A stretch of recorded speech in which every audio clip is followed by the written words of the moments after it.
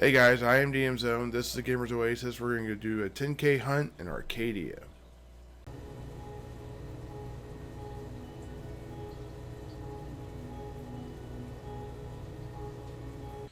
Okay guys, here we go. Let me go ahead and take a look real quick at what we got for statistics. Alright, we're going to go ahead and look at the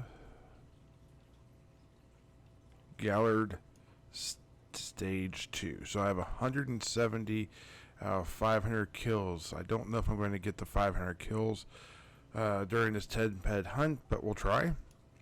And let's look at, let's see, the skills, professions, this is codex.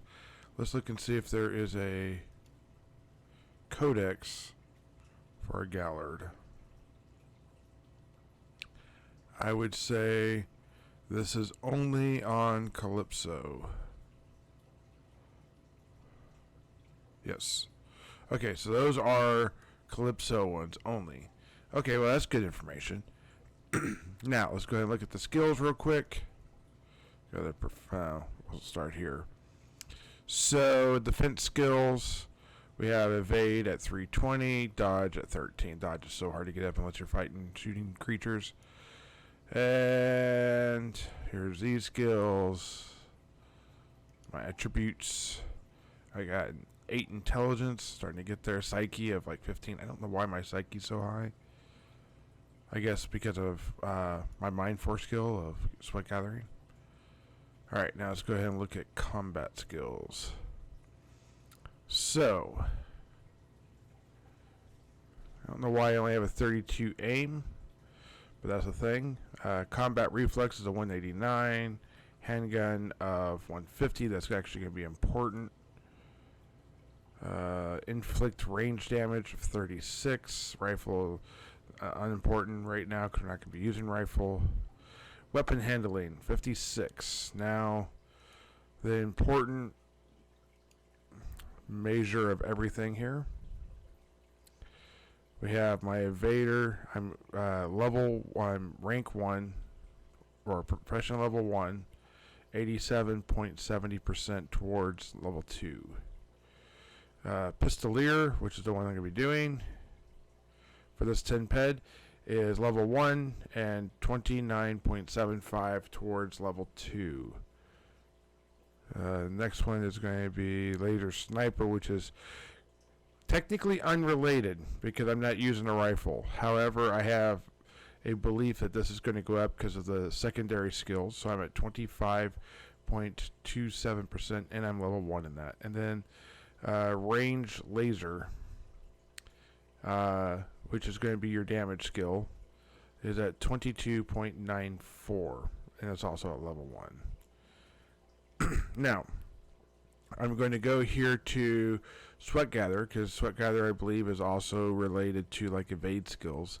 And we got 28.91%, and we'll just happen to see if that goes up. And one more thing over here I forgot to look at, Dodger. Level 0, but I am 79.70% towards level 1. So, we'll see if any of this goes up by the end of it. Okay guys, so Zaki at Zaki Ritzal, sorry if I mispronounced that name, says, "Hi, I'd like you to talk about the Milo engineer in Arkadia Moon." You know, that sounds like a great thing to do. However, I'm not quite to that in probably my hunting videos yet. Let me go ahead and get my Welcome to Arkadia and my Going to the Moon video shot so I can kind of have a visual representation and more experience about it before I talk about it. But let me go ahead and talk briefly about who and what he is. So there is a daily mission you can do on the Arkadia Moon. It earns you about 2 PED and shrapnel, if I'm not mistaken, every day. And there's 3 different engineers at least that I've seen that look to be associated with this. And this is Engineer Milo is one of those engineers. So I will be more familiar with this character as I do those quests or those missions over time. Let me get to the next one. Ashton Fox says, can you define both terms, please? He's making reference to what Utopia Universe is and what a real cash economy is. I had a post about this where I asked people to engage basically in this video. Utopia Universe is sort of like an MMO that meets a sci-fi, that meets an RPG, that meets an economy strategy game with kind of zero to no Twitch skills needed, if that makes sense. And I don't mean that negatively. The reason why this game doesn't need a whole lot of Twitch skills like you would in like a first-person shooter or whatever, which is kind of can be in the first-person shooter or a third-person shooter, depending on your perspective that you want, is because you might find a way to gain the system if you had the ability to use your Twitch skills, and that really good Twitch skill players would have more benefit, and they'd have to, lean the game against Twitch skills, and the players that don't have Twitch skills at all, or not as much, or may not even know that they have Twitch muscles. That's a joke. Sorry, I could joke about the grandpas and grandmas, but anyways, sorry to all grandpa and grandmas. Those players would be, it'd be really hard against them. It would be almost unfair. So with that in mind, they don't really do that. They just kind of set the base of, okay, people that with reasonable amount of skill can go ahead and do this. You don't have to push a button over and over again. Doesn't matter how fast you push it. Doesn't matter, how you jump and turn and twist and what if you're on high ground, low ground, because all that stuff would become too much if it was. All right, so now a real cash economy. Sorry, I'm having a little bit of a throat thing. I'm actually waiting to hear back from the actual health department whether or not if I need to go in and get tested for the COVID. As it is right now, they just think it's a sinus thing. So that's what I'm hoping it is. All right, so a real cash economy is this. Every Project Entropia dollar has a certain amount of Project Entropia cents. It works on like a 100 Entropia cents per dollar, just kind of like the U.S. dollar. Now, if you were to take 10 U.S. dollars and you were to buy Entropia dollars, that would equate to 100 PED or Project Entropia dollars. And if you were to have that broke down to cents, that would be 100 times that. So that'd be 100,000 cents or something like that. What I'm getting at with that is the money you put in is actual money you get back out, or you get in the game. So if you were to put like $100 into it, then you would get 1,000 PED or Project Entropia dollars. And if you were to someday cash out 1,000 PED, then you would actually get back 100 US dollars. 100 US dollars is the minimum amount of money you can do that with. So that's why I use that as a point of reference. Watch more of my videos or whatnot, and I'll go into that in greater detail, especially if you watch my character creation video in the first vlog video. I don't know how you pronounce that. Einar? I'm going to go with Einar. It's E-I-N-A-R. And I'm not going to give the last name a shot. It looks to be like maybe Dutch or Polish or something. I'm not 100% sure. Sorry, Einar, if I mispronounce your name, and sorry about not saying your last name correctly. He tried Planet Calypso. The only game he said he's ever tried that he could not earn enough in-game currency to afford basic supplies at the first levels. And that goes back to the fact that this is a real cash economy, so it's designed to want for you to put money into it. There are several ways you can make money outside of this. You can gather fruit, you can gather stone, you can gather dung from animals, and you can, well, I assume it's from animals. You don't actually go up to an animal and then collect a portion of dung. You find it in the ground, so who knows what actually it comes from. And then you can sweat animals, and I don't know why they chose the mechanic of sweat, but you can often find people in sweat circles, literally standing around a creature with a device out that's collecting supposed sweat. Alright, so those are 4 free things you can do in game that then can be sold or used to buy shrapnel or whatever you're trying to buy, or universal ammo. And then you can go ahead and do that way. So there are things in game that work that way. So you can do it without injecting money into it. But if you inject money into it, you don't have to inject a lot to be able to get a fair amount of gameplay. If you were to play, let's say, 5 hours a week, I'd be willing to bet, starting out at least, you wouldn't need to inject more than probably $10 a month to be able to get your 100 PED a month.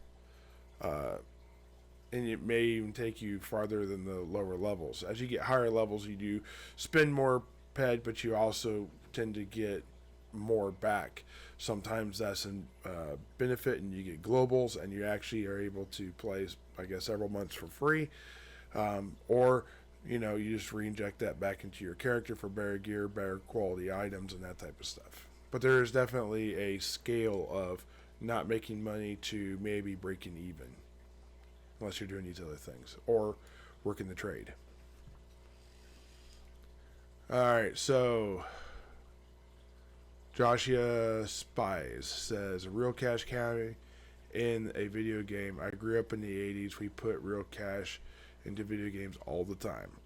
Amen, brother. I grew up in the 80s too. I'm just over 45 myself currently right now, and yes, absolutely, we dropped money into the arcades. I specifically remembering taking a $10 bill and hoping to make it to the end of Gauntlet and being like 2 stages short and being so sad because I had no ability to complete it, and the game did not have a save function, because sometimes the save function would get broken on, and you couldn't save it. So I had to end up this far away from finishing Gauntlet and having my name immortalized on the arcade game. If I'd only brought $12, I'd probably been fine. Anyways, yes, definitely, real cash economy is perspective. You're playing WoW, you put money into the game. You're playing Fallout, you buy the game, you get the downloaded content. It's, yes, you buy it and you can play it for the rest of your time, for the most part, but it's still an investment of money to get a certain amount of time played. How much time can you get from a Fallout game? I'm going to say,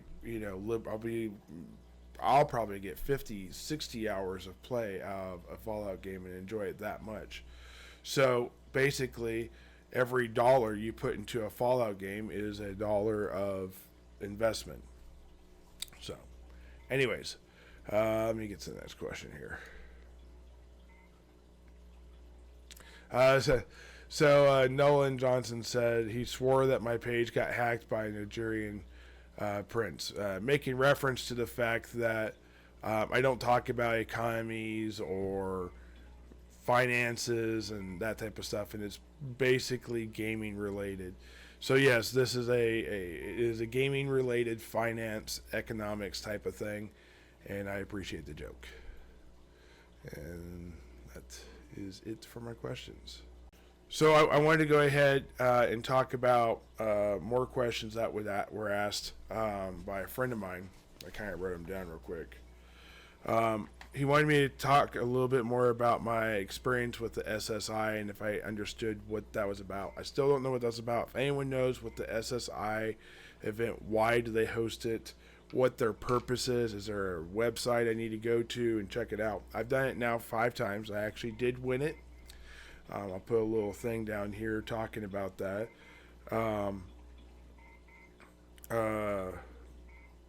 I finally hit Sweat Gatherer 5. I'm most of the way through that at the time of this video, actually. And I've hit Evader level 2. I'll go ahead and put those up there for you too. And Sweat Gathering seems to be something that goes up faster the higher you level. If you are in a sweat circle, you tend to get fewer skills and more sweat. If you are doing this on your own, you tend to get more skills and less sweat. So if time is critical and you're just trying to reach or obtain a financial goal, I would recommend a sweat circle. If you're looking to build your evasion skills and that type of stuff, then I would recommend going and doing it by yourself, and then find something to do in the time period you're healing. Either heal yourself or run around and do stuff, or use it to, like, I have a lot of fish tanks. I could use that time while I'm healing to go ahead and change water in any of my 14 fish tanks I have here. And that type of stuff. So I love the video. I love the questions on the videos and on Facebook, and I posted something on Instagram. I hope to get more response from you guys on these things in the future, and I look forward to seeing you guys in my next hunt. Okay, guys, I just wanted to finish out this video. Here's the end stats. As you can see, I'm going through the different professions.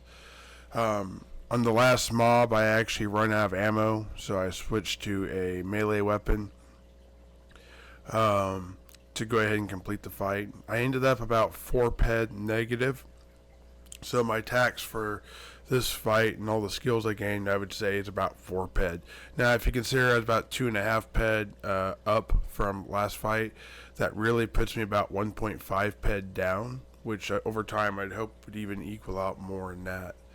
I didn't get any major loot this time. I didn't get anything specific or cool like paint cans and that type of stuff. So pretty mundane stuff. But I got some good skills. Now, one of the things I wanted to show you real quick that is maybe a little different is my sweat gathering skill went up even though I wasn't sweat gathering.